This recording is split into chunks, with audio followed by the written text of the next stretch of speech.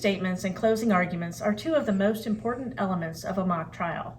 A good opening statement sets the stage for a winning case and is the first chance you have to make a good impression with the jury. Likewise, a strong closing argument is your last chance to leave the jury with a powerful impression of your case. This is what they will remember most as they begin their deliberations.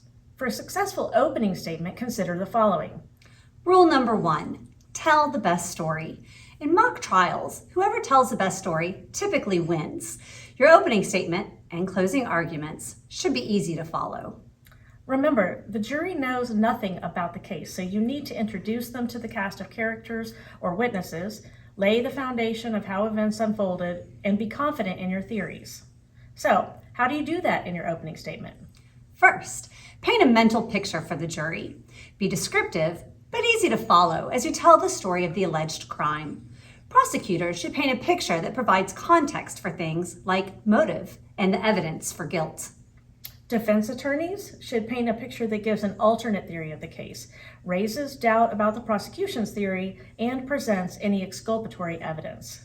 One technique is to use descriptive words that frame your story and put a favorable spin on the events you're describing. For example, prosecutors may use words like gruesome, premeditated, negligent, reckless, and shocking, and may describe the defendant as desperate or calculating. On the other hand, the defense team may describe the same event as unfortunate, accidental, unlucky, stressful, or regrettable, and may describe their defendant as troubled or as a victim themselves. Perhaps most importantly, you must build a narrative that the jury can follow. A successful narrative includes 5 key elements. 1. The events. This is the most important part. What happened and how. Give the jury the big picture. 2. Witnesses.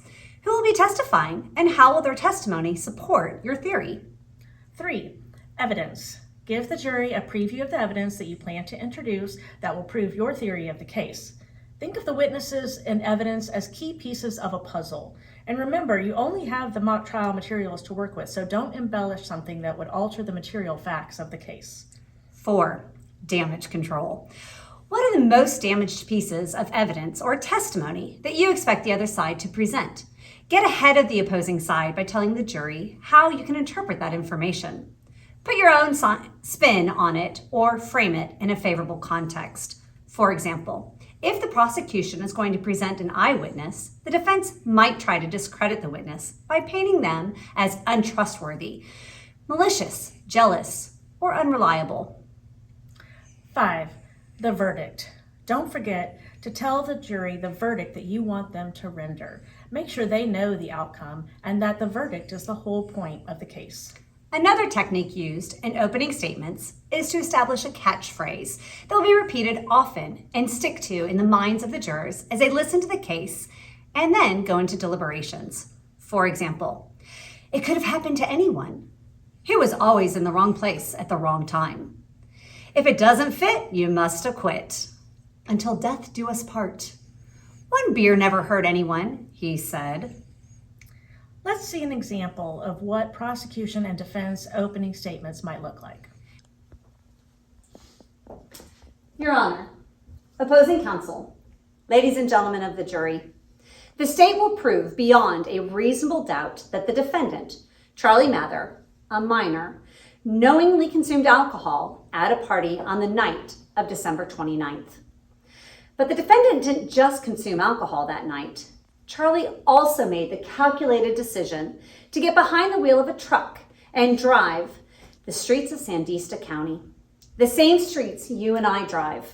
The same streets where construction workers are working on the side of the road or a child may be crossing the street to get home safely. Charlie Mather recklessly put the residents of Sandista in danger that night. You will hear from witnesses, such as the defendant's friend, Danny Garwin, who will testify that the defendant was drinking beer at the party before getting behind the wheel to drive. We will show you photographs from that night of the defendant with a beer in hand. You will also hear from Officer Roberson, who was on duty that night and observed Charlie swerving into the next lane and coasting past a stop sign and nearly into the intersection. Officer Roberson will testify that not only was Charlie driving erratically, but that Charlie had empty beer cans in his truck because when he left the party, he had a few more while on the road. It is no surprise that Charlie failed the field sobriety test administered by Officer Roberson during the traffic stop. And if it weren't for the diligence of Officer Roberson, there's a good chance the defendant could have hurt or killed someone that night.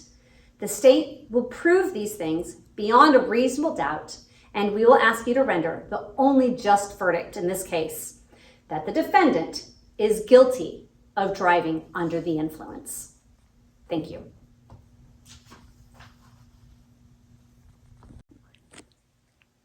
Defense, we're ready for your opening statement now.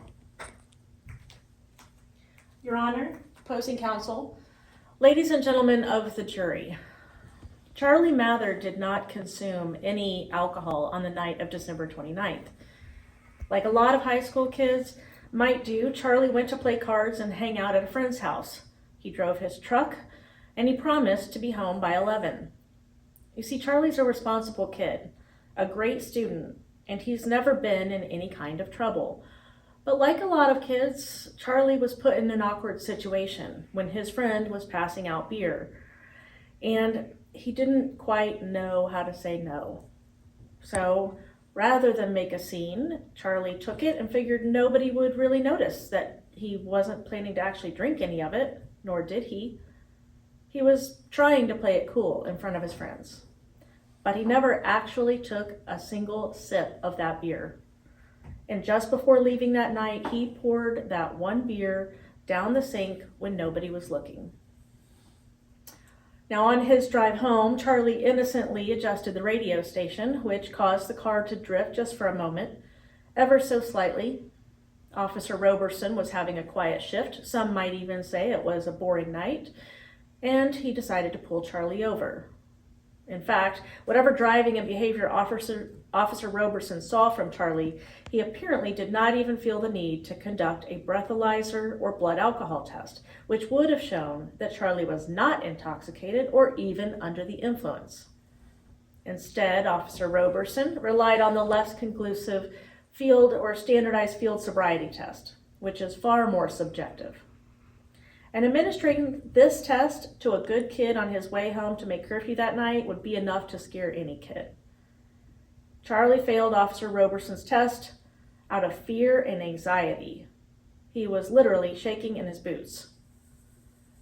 In addition to this information, you will hear testimony from Andy Corner, who was there that night at the gathering of friends with Charlie.